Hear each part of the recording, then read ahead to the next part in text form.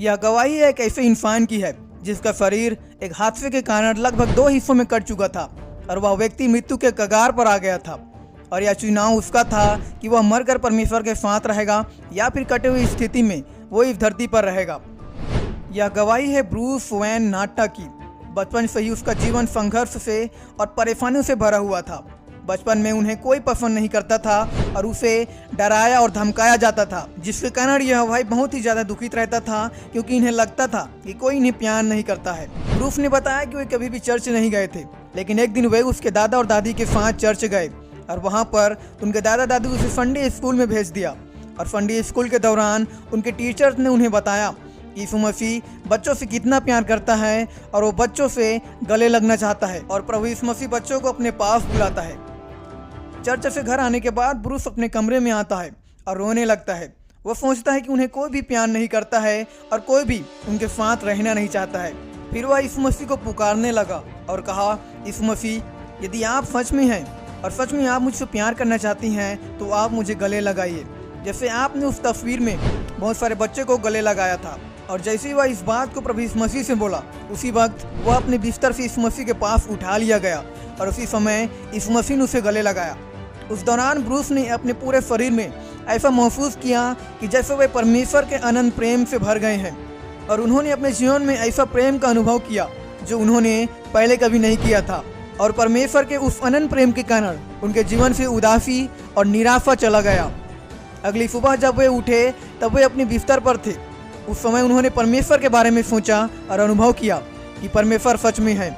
उस दिन ब्रूस के जीवन में परमेश्वर की उपस्थिति आया और वो हर दिन परमेश्वर के साथ अपना जीवन व्यतीत करने लगा। और जैसे जैसे वो बढ़ने लगा, उसके बाद कुछ सालों के बाद वो परमेश्वर से दूर होता गया, क्योंकि उसने अपने जीवन में वो सब प्रकार का गलत काम किया और गलत डिसीजन और चुनाव किया, जिसके वजह से वो परमेश्वर के विरोध में चला गया और परमेश्वर से दूर हो गया। वो जानता था कि परमेश्वर ने उसे बुलाया है और उसकी उपस्थिति उसके साथ है, फिर भी उसने जानबूझकर परमेश्वर से भागने लगा और पाप और अभिलाषा में फंस गया और परमेश्वर के विरोध में पाप करने लगा और वो परमेश्वर से दूर हो गया। बहुत बार परमेश्वर ने ब्रूस को अपने पास बुलाना चाहा और इसलिए उसने अपने दासों और अपने लोगों के जरिए उसे वापस लाना चाहा, परंतु ब्रूस ने परमेश्वर पर ध्यान नहीं दिया और परमेश्वर के वचनों पर विश्वास नहीं किया और वो परमेश्वर से अलग होकर जीवन जीने लगा। नवंबर 2006 में एक ऐसी घटना ब्रूस के साथ हुआ जिसके वजह से उसका जीवन पूरी तरह से बदल गया और परमेश्वर ने उसके जीवन में एक नया मोड़ को लेकर आया। जब ब्रूस एक गैराज में काम कर रहे थे, उसी दौरान जब वो एक बड़े ट्रक को रिपेयर कर रहे थे, लेकिन उनसे पहले ही उनका एक साथी उस ट्रक के एक टायर को निकालकर उस ट्रक को जैक से उठा दिया था।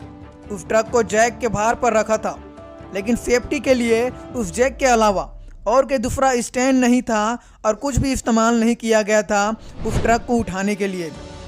ब्रूस इस बात को जानते थे, लेकिन फिर भी उस ट्रक को रिपेयर करने के लिए उस ट्रक के नीचे गए और वो उस ट्रक के अगले एक्सल के नीचे काम कर रहे थे, जो कि उस ट्रक का सबसे निचला हिस्सा था। अगले एक्सल पर लगभग 5-6 हज़ार का भार होता है। ब्रूस ने अपने सहकर्मी को ट्रक में जाकर इंजन को बंद करने को कहा और जैसे ही उसके सहकर्मी ने ऐसा किया तब वह ट्रक थोड़ा सा हिला और जैक पर से फिसल गया, जिसके सारे पूरे ट्रक के भार को रखा गया था, जिसके कारण पूरा भार जो 5-6 हज़ार का था, जो जैक के सहारे पर था, वह पूरा का पूरा भार ब्रूस के शरीर पर गिर गया, जो उस ट्रक के नीचे काम कर रहा था। उसी समय उनका शरीर पूरी तरह से कुचला गया और जिसके कारण उनके मुंह से खून बाहर निकलने लगे। उसी वक्त ब्रूस ने प्रभु यीशु मसीह को पुकारा और कहा, प्रभु यीशु मसीह मेरी मदद करें। जब ब्रूस ने नीचे देखा, जहाँ पर जमीन और एक सर में बस 2 इंच का ही फासला था, यानी कि रीढ़ की हड्डी तक भी दब चुकी थी, यानी कि तिल्ली, अतड़ियाँ और अग्नाशय सब पूरी तरह से चूर हो गया था। उनकी रीढ़ की हड्डी में 4 नंबर और 5 नंबर भी टूट चुके थे। 5 जगह पर उनकी खास नसें थी जो दिल से शरीर के अंगों में जाती थी, वे भी टूट चुके थे। अब ब्रूस सहायता के लिए जोर जोर से चिल्लाती हैं, वे लगातार कमजोर होते जा रहे थे और वे रो रो कर वे चिल्लाते थे सहायता के लिए। उसके सहकर्मी में से एक उसके पास में आकर उसको ट्रक के नीचे में से बाहर निकालता है और इमरजेंसी नंबर पर डायल करता है। इतने में सारे लोग जो उस गैराज में काम करते रहते हैं वे उसके पास आ जाते हैं और वे लोग उसे उठाने के लिए पूरी कोशिश करते हैं, लेकिन उस वक्त उनका धड़कन रुक गया था जिसके वजह से उसका मौत हो जाता है। तब ब्रूस की आत्मा ने उसके शरीर को छोड़ा और ऊपर पहुंचाया गया और ब्रूस अपने शरीर को देख पा रहा था। लेकिन जब ब्रूस की आत्मा उसके शरीर से बाहर निकला, वो अच्छा महसूस कर रहा था। वो उस दर्द को महसूस नहीं कर रहा था जो उसके शरीर पर था। उन्होंने देखा कि 2 स्वर्गदूत उनके शरीर के पास आए और उन्होंने अपना हाथ ब्रूस के कुचला हुआ भाग पर हाथ को रखने लगे। तब कुछ ही समय बाद कुछ लोग ब्रूस को देखने आए और उनमें से एक महिला जो मसीह था, वो प्रभु यीशु मसीह पर विश्वास करती थी और वो ब्रूस को जांचने लगी कि वो जीवित है कि मर गया है। जब उस विश्वासी महिला ने ब्रूस को पुकारा तब उसकी आत्मा वापस ब्रूस के शरीर में वापस आने लगी और उसकी धड़कन शुरू हो गया और वो दर्द जो उसके शरीर में था वो भी वापस आ गया। लेकिन ब्रूस ने वह फैसला लिया था कि वह अब इस दर्द को नहीं सह सकेगा। तब उसकी आत्मा दोबारा से उसके शरीर को छोड़कर निकल गई और एक सुरंग से उसकी आत्मा जाने लगी जिसके अंत में प्रकाश था। ब्रूस उस सुरंग से प्रकाश की ओर जाने लगा और जैसे जैसे वह स्वर्ग की ओर आगे बढ़ते जा रहा था तब उसकी ओर एक आवाज आने लगी जो उस विश्वासी महिला की थी और वो चिल्ला चिल्ला कर बोल रही थी कि वापिस आ जाओ। और जैसे ही ब्रूस ने यह आवाज़ सुना तब वो गराज की ओर अपने शरीर में वापस आने लगा और ब्रूस की आत्मा दोबारा उसके शरीर में आ गया और दोबारा उसने उस दर्द को महसूस किया। पर उस समय परमेश्वर ने ब्रूस से बातें किया और बोला, यदि तुम जीना चाहते हो तो तुम्हें लड़ना होगा और यह लड़ाई बहुत मुश्किल होगी। और परमेश्वर ने उसके सामने चुनाव रखा। ब्रूस को उनके शरीर में इतना दर्द हो रहा था कि उसने उस वक्त इनकार कर दिया और न जीने का फैसला किया। और फिर तीसरे बार वे अपने शरीर को छोड़कर चले गए और उनका धड़कन भी रुक गया और तुरंत ही उनका मौत हो गया। और फिर उसी सुरंग से ऊपर जाने लगे स्वर्ग की ओर। लेकिन फिर से वह विश्वासी महिला जो ब्रूस को देखने आई थी वो ब्रूस के लिए दोबारा प्रार्थना करना शुरू कर दिया और परमेश्वर से बोलने लगी कि वो दोबारा जीवित हो जाए। और वो विश्वासी महिला निरंतर उसके लिए प्रार्थना कर रही थी। तब ब्रूस वापस से जीवित हो गया और विश्वासी महिला ब्रूस से कहने लगी, तुम्हें जीवित रहना है तुम्हारे परिवार के लिए।